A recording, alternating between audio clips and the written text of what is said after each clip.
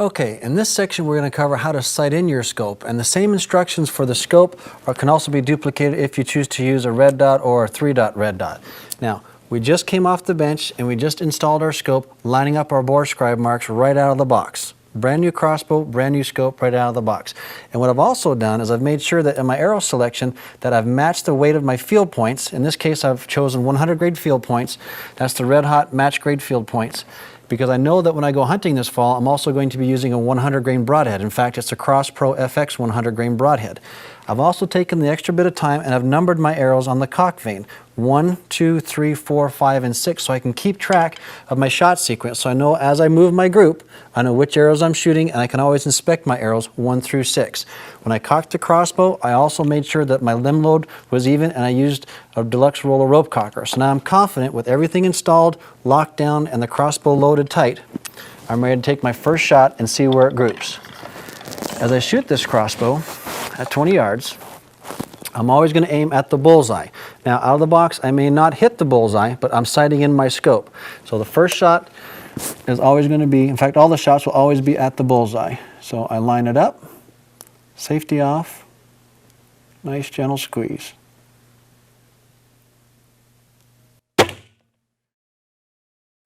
Okay. Looks like I'm about 2 inches to the left and maybe about a half an inch, maybe an inch or so below the bullseye. So I'm going to make a good 3-shot group to make sure that I'm consistent in my shooting to eliminate any errors from shot to shot. 3 shots are going to be the rule as I adjust my scope. Safety off, arrow number 2.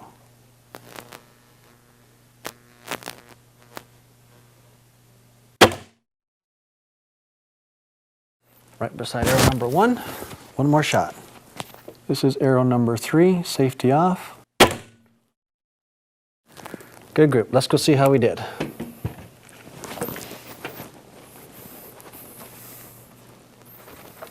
Okay, so this is arrow number 1, 2, and 3, aimed at the bullseye, brand new out of the box. All 3 shots I was holding on the bullseye because I want to see where the scope is shooting. So I can see that I have to move my scope approximately 1 inch up to hit the bullseye and approximately 2 inches over to hit the bullseye. So I'm only going to make adjustments in one plane at a time.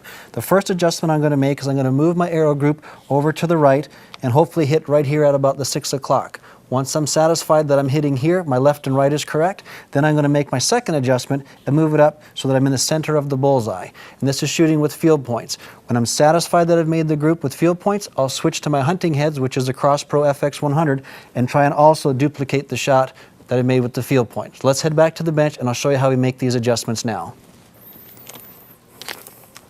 Okay, so after firing our first 3 arrows, we know that we have to move our group approximately 2 inches to the right. Well, understanding the geometry and the construction of the scope, we want to discuss just for a moment what's called minute of angle.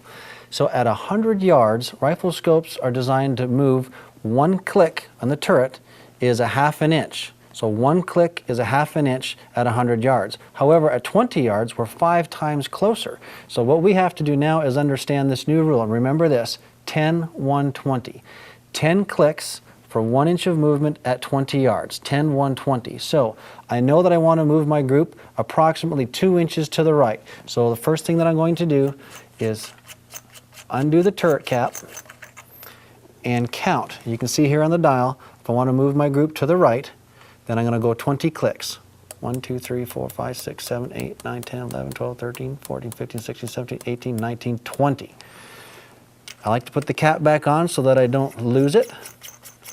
Even though I'm in a controlled environment, these things have a habit of wanting to roll and wander away. Then I'm going to get up, cock the crossbow, and reshoot it. Here we go. Very important that we inspect every arrow after we shoot, and in fact, this is arrow number 1. It looks like arrow number 2 collided with the back side of the shaft and actually damaged the nock. So I'm going to discard this arrow for now and set it aside, and for the sake of speed for the demonstration, I've taken another arrow and remarked it number 1. So now we're on to the shooting. We just made our adjustment to our windage, which is on the right-hand side of the scope. That's the left and right adjustment. It's called windage. And we moved it approximately 20 clicks, trying to move our group to the right about 2 inches. And we'll flip the safety off, and we'll see how we do.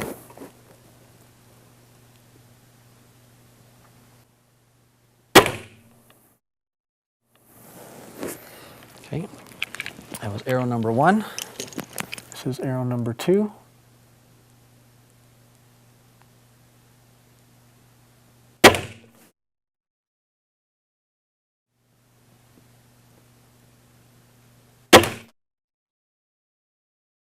Okay, that's our first adjustment. Let's see how we did. Okay, after making about 20 clicks for our windage adjustment, we wanted to move our group over here to the right. You can see that we're still about a ½ an inch low of center.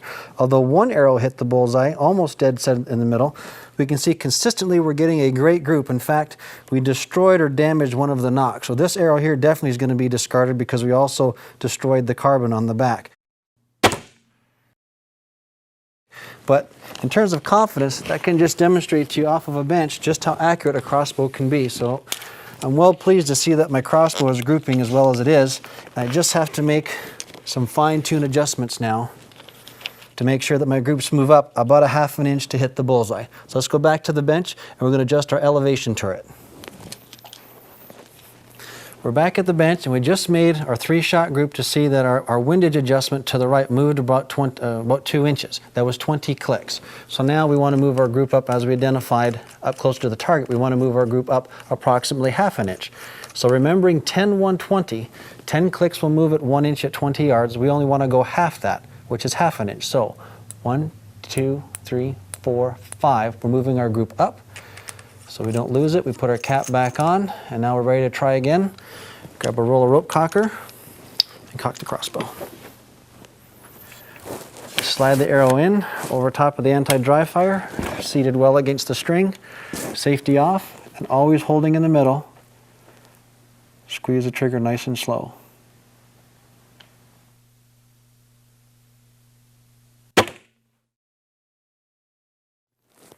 Good. Shot number 2.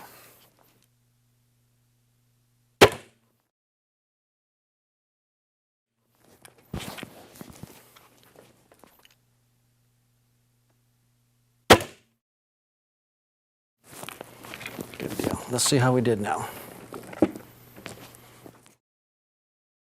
After making our windage adjustment over here to the right and making our elevation adjustment, moving the group up, always holding on the bullseye, we can see that shot number 1 looks like it split the line of the bullseye. That's arrow number, that's arrow number 2. Shot number 1 was touching the line. And finally, now I'm satisfied, arrow number 3, right there, is dead center in the middle of the X. At this point now I can see that I'm holding a group size of about 3/4 of an inch. And off of a bench with a crossbow, considering your heart rate and breathing, everything else, I'm satisfied now that that bow is shooting as well as it can shoot. I'm ready to move on and make sure that my broadhead also holds in the same group. Let's go and test out our broadhead next. We're back at the bench. Everything is locked down. I'm going to take another arrow here, another red hot high velocity arrow, tipped with our Cross Pro FX 100 grain broadhead. Again, it matches the same weight as my practice points, my field points. Aiming very steady on the bullseye.